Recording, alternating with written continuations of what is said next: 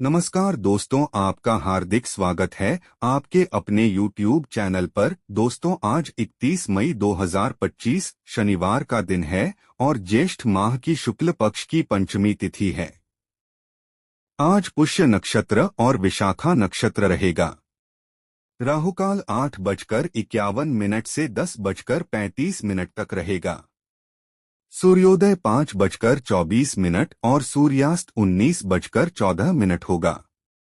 आइए जानते हैं धनु राशि का जून महीने का मासिक राशिफल। दोस्तों, जून 2025 के अनुसार यह महीना धनु राशि के जातकों के लिए उतार चढ़ाव से भरा रहने की संभावना है, क्योंकि आपकी राशि के स्वामी बृहस्पति महाराज पूरे महीने सप्तम भाव में विराजमान रहेंगे, लेकिन 9 जून से वह अस्त अवस्था में आ जाएंगे। ऐसे में इनके प्रभाव में कुछ कमी आएगी। बृहस्पति के शुभ प्रभाव कुछ कम हो जाएंगे, जिससे व्यापार और वैवाहिक जीवन में उतार चढ़ाव की स्थितियां जन्म ले सकती हैं। वहीं नौकरी करने वाले लोगों को शनि महाराज की दृष्टि दशम भाव पर होने के कारण कठिन परिश्रम करने के लिए तत्पर रहना चाहिए। नवम भाव में केतु और तीसरे भाव में राहु महाराज आपके लिए लंबी यात्राएं और धार्मिक तीर्थ यात्रा करने का योग बनाएंगे। आपके अंदर जोखिम लेने की प्रवृत्ति बढ़ेगी, जो व्यापार के लिए कई मामलों में अच्छी साबित होगी। फिर भी आपको ध्यान रखना होगा। अगर आपके भविष्य की बात करते हैं तो इस महीने औसत से कुछ बेहतर रहने की उम्मीद की जा सकती है। आपकी राशि के दशम भाव के स्वामी बुध महाराज महीने की शुरुआत में आपके छठे भाव में सूर्य देव के साथ विराजमान रहेंगे।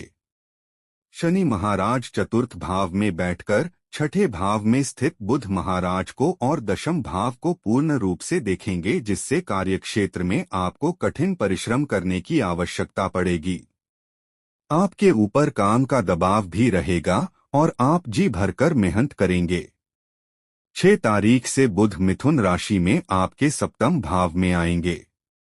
यह समय कार्यक्षेत्र में आपको सफलता दिला सकता है।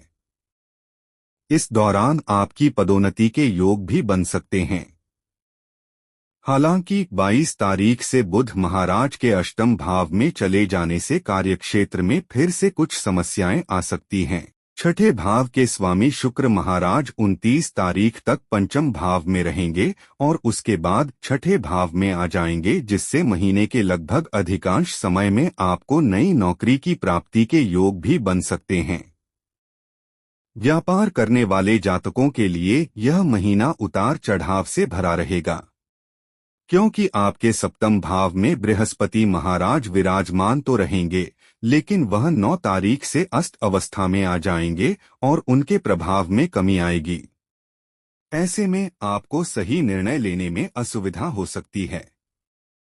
6 तारीख से 22 तारीख के बीच बुध अपनी ही राशि में सप्तम भाव में रहकर आपको व्यापार में वृद्धि और सही निर्णय लेने वाला व्यक्ति बनाएंगे। उसके बाद का समय अपेक्षाकृत कमजोर रहेगा, इसलिए आपको सावधानियां रखनी चाहिए। यदि आपकी आर्थिक स्थिति को देखा जाए तो यह महीना आपके लिए मिश्रित परिणाम लेकर आ सकता है। दूसरे भाव के स्वामी शनि महाराज पूरे महीने चतुर्थ भाव में विराजमान रहेंगे, जिससे पारिवारिक संपत्तियों से आपको धन और सुख की प्राप्ति हो सकती है। परिवार के सदस्यों की भी आमदनी से संपत्ति में कुछ वृद्धि देखने को मिल सकती है। शुक्र महाराज लगभग पूरे महीने पंचम भाव में बैठकर एकादश भाव को देखेंगे। एकादश भाव में उनकी तुला राशि है, जिससे वह उस घर को मजबूत करेंगे और आपकी आमदनी को बढ़ाते चले जाएंगे। इस दौरान कोई नई नौकरी प्राप्त होने का योग भी बन सकता है। सूर्य और बुध महीने की शुरुआत में छठे भाव में और मंगल महाराज अष्टम भाव में महीने की शुरुआत में रहेंगे, जो आपके अवांछित खर्चों को बढ़ाएंगे। 6 तारीख को बुध सप्तम भाव में और 7 तारीख को मंगल अष्टम से निकलकर नवम भाव में चले जाएंगे। तब इन खर्चों में काफी हद तक कमी आ जाएगी। 15 तारीख से सूर्य महाराज भी सप्तम भाव में आ जाएंगे। तब आपकी आर्थिक स्थिति मजबूत होगी। बृहस्पति महाराज की कृपा से भी आर्थिक लाभ होने के योग लगातार बने रहेंगे। अगर स्वास्थ्य के दृष्टिकोण से देखा जाए तो यह महीना थोड़ा कमजोर रहने की संभावना है, क्योंकि महीने की शुरुआत में सूर्य और बुध छठे भाव में विराजमान रहेंगे और उन पर शनि महाराज की पूर्ण दृष्टि होगी। सप्तम भाव में बृहस्पति महाराज विराजमान रहेंगे, जो 9 तारीख से अस्त अवस्था में आकर अपने प्रभाव में कमी कर देंगे, तथा मंगल महाराज भी महीने की शुरुआत में अष्टम भाव में विराजमान रहेंगे। इसलिए महीने की शुरुआत में विशेष रूप से प्रथम सप्ताह के दौरान आपको अपने स्वास्थ्य का विशेष ध्यान रखने की आवश्यकता पड़ेगी।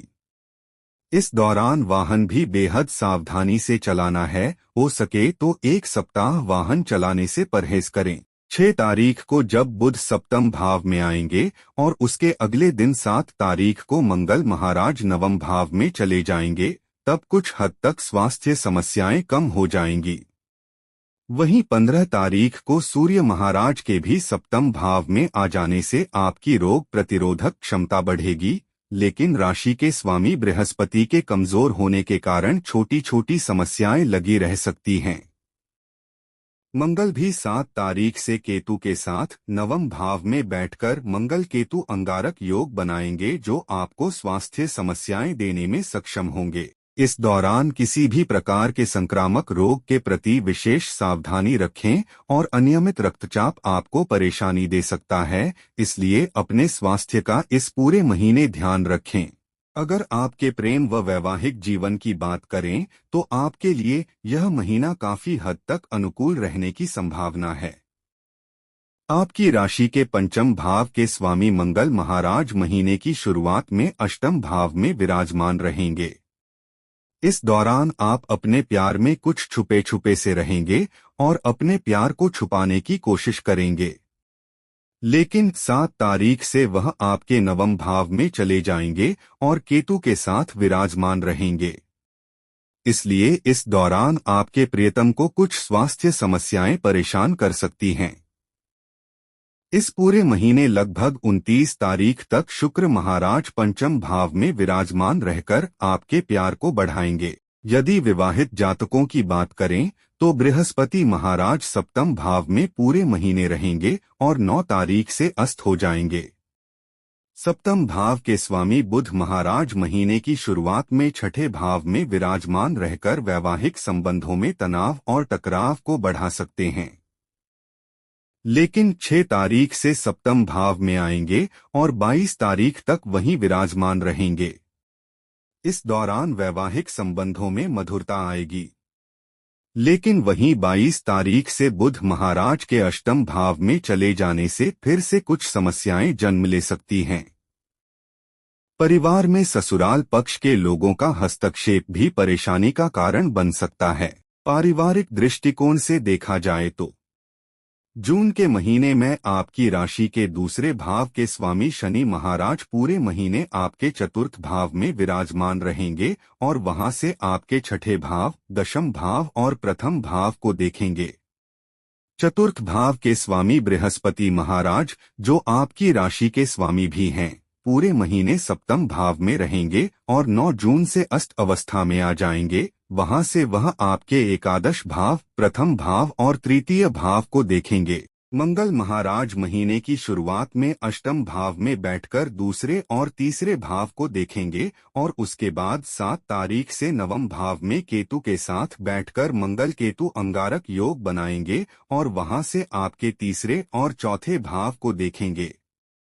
इससे पारिवारिक जीवन में असंतुलन देखने को मिल सकता है।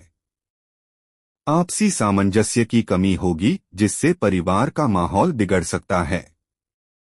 विशेष रूप से प्रथम सप्ताह के बाद जब मंगल का गोचर होगा तो वह समय आपके माता और पिता के स्वास्थ्य को पीड़ित कर सकता है, इसलिए आपको उन दोनों के स्वास्थ्य पर विशेष ध्यान देने की आवश्यकता पड़ेगी। आपके भाई बहनों से संबंध भी बनते बिगड़ते रहेंगे, क्योंकि मंगल पूरे महीने आपके तीसरे भाव पर दृष्टि डालेंगे, जहां पर पहले से ही राहु महाराज विराजमान हैं। ऐसे में मंगल और राहु का यह संयोग अच्छा नहीं कहा जा सकता है। आपके भाई बहनों को कुछ परेशानियां हो सकती हैं, उनका ध्यान रखें और उनकी मदद करें और उनसे अच्छे संबंध बनाए रखने पर ध्यान दें।